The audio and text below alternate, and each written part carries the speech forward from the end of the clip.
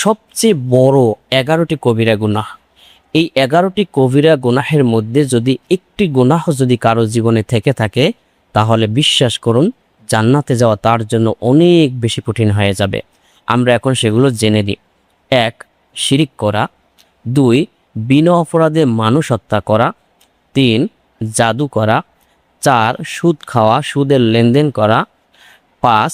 সতীসাধ্যী রমণের প্রতি মিথ্যা অপবাদ দেয়া। 6. ইয়াতিমের সম্পদ অন্যায়ভাবে ভক্ষণ করা। 7. যুদ্ধক্ষেত্র থেকে পলায়ন করা। 8. পিতামাতার অবাধ্য হওয়া। 9. মিথ্যা সাক্ষী দেওয়া, মিথ্যা কসম করা, মিথ্যা কথা বলা। 10. জেনা ব্যভিচার করা এবং 11. 5 ওয়াক্ত নামাজ পরিত্যাগ করা। এই 11টি গুনাহের মধ্যে যদি একটি গুনাহ কারো জীবনে থেকে থাকে, তাহলে তার জন্য জান্নাতে যাওয়া অনেক বেশি কঠিন হয়ে যাবে। আল্লাহ রাব্বুল আলামিন আমাদের উপর রহম করুক। আমিন।